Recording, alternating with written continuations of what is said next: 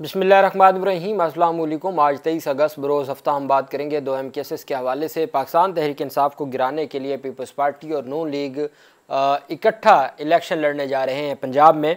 वो इकट्ठे लड़ लें या जो भी हो, हकीकत यह है कि पाकिस्तान तहरीक इंसाफ अगर फ्री एंड फेयर इलेक्शन हो 50% भी तो पाकिस्तान तहरीक इंसाफ ने जीतना होता है। अब ये जो पेशरफ सामने आई है और फिर सियासतदान कैसे अपने असास से छुपाने की कोशिश कर रहे हैं, उनकी चोरी भी पकड़ी गई है, उसके ऊपर भी हम बात करेंगे। और साथ में आपको बताऊंगा पाकिस्तान तहरीक इंसाफ का अपोजिशन लीडर पंजाब असम्बली से मुतल्लिक जो नाम सामने आए हैं। और फिर आखिर में हम बात करेंगे अदालती ऐवानों से बड़े ओहदेदार को जो हटा दिया गया है उसकी क्या तफसीलात हैं, वो भी मैं आपके साथ शेयर करूँगा। और वो एक वाकई तारीख रकम की गई है। पाकिस्तान मुस्लिम लीग नून और पीपल्स पार्टी ने पंजाब ज़िमनी इंतखाबात मिलकर लड़ने का ऐलान कर दिया है। मुस्लिम लीग नून और पीपल्स पार्टी रहनुमाओं ने मिलकर एक प्रेस कॉन्फ्रेंस की। पीपी रहनुमा राजा परवेज़ अशरफ का कहना था कि ज़िमनी इलेक्शन में मिलकर हिस्सा लेने का फ़ैसला किया है। दोनों जमातें ज़िमनी इंतखाबात मिलकर लड़ेंगी। एक सहाफ़ी कह रहा था फैसलाबाद में सोमवार वाले दिन 25 अगस्त को आ रहा है फैसला, चौथा जो मुकदमा है। 4 टोटल मुकदमात है फैसलाबाद में, 3 में सज़ाएँ हो चुकी हैं, 1 में फ़ैसला आ रहा है। और इस केस में 2 मेंबरान असम्बली फैसलाबाद से ऐसे हैं जो पहले किसी मुकदमे में नामजद नहीं थे, मतलब वो 2 नाअहल होने जा रहे हैं। साफ़ी कहता है सवाल ये नहीं है कि वो नाअहल होने जा रहे हैं, सवाल ये है कि वहाँ नून लीग के लोगों ने ज़िमनी इलेक्शन के लिए अपनी कैंपेन भी शुरू कर दी है। फैसला आना है सोमवार के दिन 25 अगस्त को। सहाफ़ी कहते हैं कि वहाँ भाई नून लीग वालों ने अपने ज़िमनी इलेक्शन की कैंपेन भी शुरू कर दी है। ये है हमारा निज़ाम। इस तरीके से चीज़ों को आगे बढ़ाया जाता है।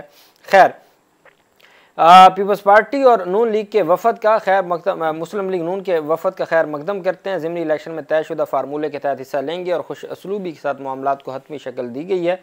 जहाँ उम्मीदवार रनर अप था उसी जमात का उम्मीदवार इलेक्शन लड़ेगा। हमारी मुलाकात अपनी अपनी क़यादत के हुक्म पर हुई है। शहबाज शरीफ का शुक्रिया, ज़िमनी इंतखाबात का असूल तय हो गया। नून लीग के रहनुमा और वफाकी वज़ीर रेलवे हनीफ अब्बासी का कहना था कि हम इत्तेहादी हैं, दोनों जमातों की लीडरशिप दानिशमंदाना फ़ैसले करती है। पूरी पाकिस्तानी कौम को पता होना चाहिए कि हम इत्तेहादी हैं।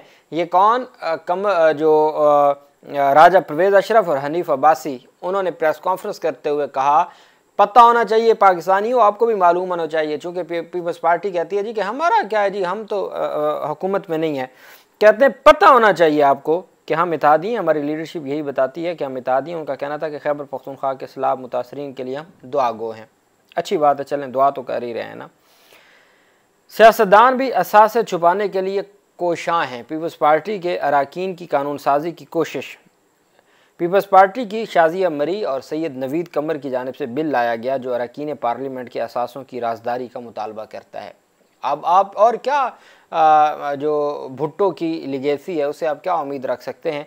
जुल्फ़िकार अली भुट्टो जो जमहूरियत की बात करते थे, नो डाउट उनका अपना दौर जैसा भी था वो हम सब के सामने है। तारीख़ जैसे मंसूर अली शाह साहब कहते हैं ना कि लिख दिया है ताकि सनद रहे और इसको जज तारीख़ करेगी। तो तारीख़ में सबको पता है कि कैसे मामलात होते रहे। लेकिन जो बेड़ा गर्क पीपल्स पार्टी का जरदारी और बिलावल ने किया है उसकी तो कोई मिसाल ही नहीं मिलती। वो तो बेनज़ीर भुट्टो ने भी बेहतर अंदाज में चला ली थी, जुल्फ़िकार अली भुट्टो ने तो बहुत बेहतर चलाई अपनी जमात को। और फिर बेनज़ीर भुट्टो ने भी हक अदा किया जुल्फ़िकार अली भुट्टो का। और फिर उसके बाद अब जो सूरत हाल है कि अपने असासे छुपाने के लिए पीपल्स पार्टी बिल लेके आई। कौन कौन? शाजिया मरी और सैयद नवीद कमर, उनकी जानिब से कि जो अरकान पार्लियामेंट के असासों की राजदारी का मुतालबा करता है।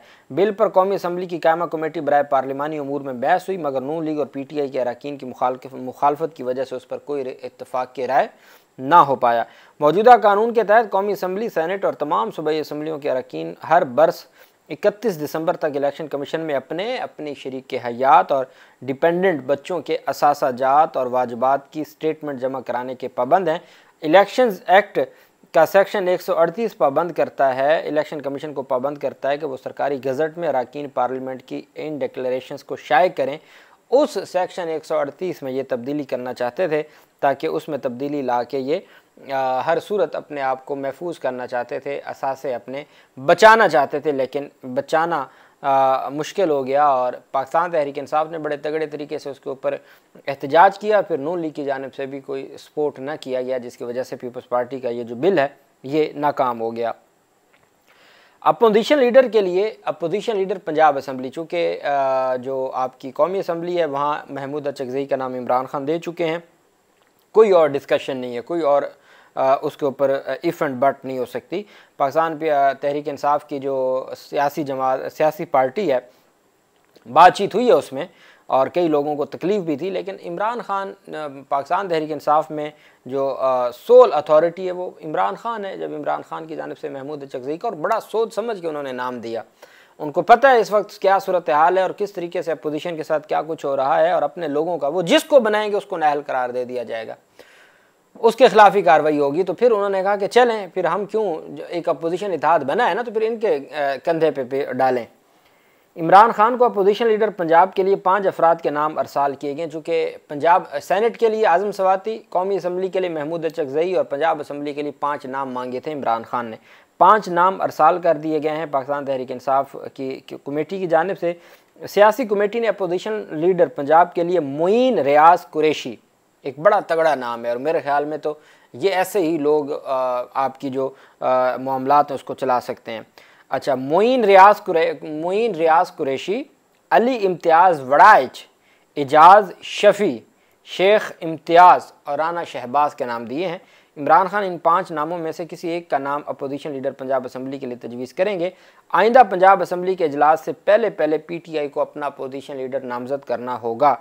Deputy opposition leader Moin Qureshi number game में सबसे आगे हैं। मोइन कुरैशी को पार्लिमानी पार्टी और मुतअद्दिद MPs की पहले ही हमायत हासिल है। पार्लिमानी पार्टी ने अपोजिशन लीडर की नामजदगी का मामला सियासी कमेटी को सौंपा था। सियासी कमेटी साबिक अपोजिशन लीडर मलिक अहमद खान भच्चर से भी मुशावरत करेगी। साबिक अपोजिशन लीडर की हमायत भी मोइन कुरैशी को हासिल है। अपोजिशन लीडर के बाकिया नाम जो हैं वो उनमें भी नाम हैं, लेकिन चूँकि वो डिप्टी स्पीकर थे, डिप्टी अपोजिशन लीडर थे, और उन्होंने बड़े बेहतर अंदाज में अपोजिशन के मामलात को आगे बढ़ाया, तो उम्मीद यही है कि वही होंगे, या उसके अलावा जो भी इमरान खान जिसको बेहतर समझेंगे, चूँकि वो पार्टी हेड हैं, ये उनका मामला है, वो जिसको भी चाहेंगे उसको अपोजिशन लीडर बना दिया जाएगा।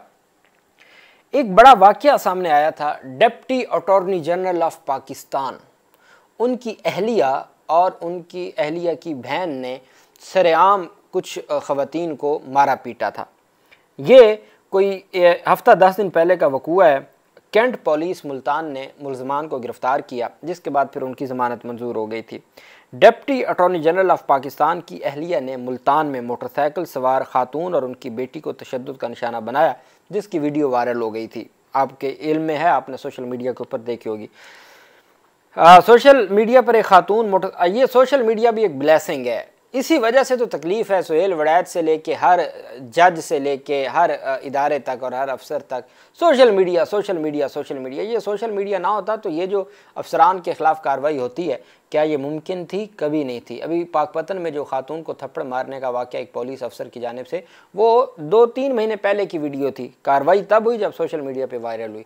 बलूचिस्तान में जिस तरीके से एक कपल को, एक जोड़े को कत्ल किया गया, जिन्होंने पसंद की शादी की थी, तो वो भी ईद से पहले का वाक़या था। सोशल मीडिया पर वीडियो वायरल होने के बाद आज तक वो सारे जेलों में हैं। खातून मोटरसाइकिल और उनकी बेटी पर तशद्दुद का वाक़या मुल्तान में पेश आया था, जहां तशद्दुद का निशाना बनने वाली खातून मैमूना अपनी बेटी को दामाद की बाइक पर घर छोड़ने जा रही थी, और इस दौरान जो जाहिदा खुर्शीद की गाड़ी से वो टकराई, जिस पर जाहिदा खुर्शीद ने अपने बेटे और बहन के हमरा मैमूना, उनकी बेटी और दामाद को तशद्दुद का निशाना बनाया। गिरफ्तारी के बाद मुकदमा उनके खिलाफ दर्ज हुआ। मुकदमे में कहा गया कि तफ्तीश के बाद मालूम हुआ कि 16 अगस्त को, ये 16 अगस्त का वक़ूआ है, आज 23 अगस्त है। 16 अगस्त को तकरीबन 4 बजे मैमूना वालिद मोहम्मद इमरान और इसी तरीके से अपनी बेटी और दामाद को स्कूटी बाइक पर अपने घर छोड़ने जा रही थी कि उन्होंने गलती से जो golf club garden town Multan के पीछे जाहिदा खुर्शीद की गाड़ी को टक्कर मार दी, और हादसे के बाद जाहिदा खुर्शीद ने अपनी बहन और उसके बेटे के साथ मिलकर मैमूना, उनकी बेटी और उनके दामाद को मारना शुरू कर दिया। तशद्दुद करने वाले तीनों अफराद को मुकदमे में नामजद कर दिया गया, जिन्हें गिरफ्तार किया गया और ड्यूटी जज district and session courts Multan की अदालत में पेश किया गया। फाजिल जज ने 1 लाख रुपए के ज़मानती मुचलके जमा कराने पर मुल्ज़मान को फौरी ज़मानत पर रिहा करने का हुक्म दे दिया। क्यों? कि भाई जब आप बेलेबल ऑफेंस करेंगे, यहाँ अगर PTI का होता तो आपने तो दहशतगर्दी की दफ़ात लगानी थी, तो जब बेलेबल ऑफेंस होंगे तो जज क्या करेगा? जज बेलेबल ऑफेंसेस में bail as a matter of right दी जाती है, तो बेलेबल ऑफेंस था, जज साहब ने उनको रिहा कर दिया। अब ये मामला चलता रहा और ये चूँकि सोशल मीडिया के ऊपर बहुत ज़्यादा जज के रिहा करने के बावजूद सोशल मीडिया ने माफ़ी ना दी और सोशल मीडिया ने आवाज़ बुलंद की, उसके बाद फिर वज़ीर-ए-आज़म शहबाज शरीफ ने इस मामले के ऊपर एक्शन लिया, नोटिस लिया, इंक्वायरी हुई और उसके बाद deputy attorney general of Pakistan Salman Khurshid को ओहदे से हटा दिया और बरतरफ़ी की सिफारिश सदर पाकिस्तान को भिजवा दी गई है। मुल्तान की कैंट पुलिस ने ये इस वाक़े पर मुकदमा भी दर्ज किया था और फिर ये मामला हाईलाइट हुआ, वज़ीर-ए-आज़म के नॉलेज में आया, वज़ीर-ए-आज़म ने इसके ऊपर नोटिस लिया और नोटिस लेने के बाद deputy attorney general of Pakistan, जो अदालती हमारा जो निज़ाम है या ऐवान है अदालती, उनमें एक बहुत बड़ा ओहदा होता है अटॉर्नी जनरल और उसके जो डिप्टी होते हैं। Deputy attorney general of Pakistan Salman Khurshid साहब सीनियर वकील हैं, लेकिन अब क्या किया जा सकता है कि वो उनकी जो अहलिया हैं उनके वो जज्बाती हुई और गाड़ी को टक्कर हुई और उसकी वजह से उन्होंने फिर जिस तरीके से एक माइंड सेट है ना हमारे यहाँ, वो किसी अफसर की बीवी हो, वो किसी सीनियर वकील की बीवी हो, वो किसी जज की बीवी हो, वो किसी और की बीवी हो, तो ये एक माइंड सेट बन चुका है बदकिस्मती से और ये किसी एक बंदे का कोई कसूर नहीं है। और बाज़ औक़ात कुछ इन्वायरमेंट और सर्कमस्टांसेस ऐसे बन जाते हैं कि कुछ इस तरह का मामला हो जाता है। बहरहाल वो एक अलग मामला है, लेकिन ये एक बड़ी पेशरफ्त है कि वज़ीर-ए-आज़म ने उनको ओहदे से हटाने का क्या ऑर्डर कर दिया और बरतरफ़ी की सिफारिश यानी समरी, चूँकि सदर पाकिस्तान की दस्तखतों से इतने बड़े ओहदेदार तैनात होते हैं ना, तो फिर हटा भी वही सकते हैं। वज़ीर-ए-आज़म ने उनको हटाने की सिफारिश भेज दी सदर पाकिस्तान को और उसका बाकायदा नोटिफिकेशन जारी कर दिया गया है। अल्लाह पाक पाकिस्तान का हामी नासिर हो। बहुत शुक्रिया। अल्लाह हाफ़िज़। पाकिस्तान ज़िंदाबाद।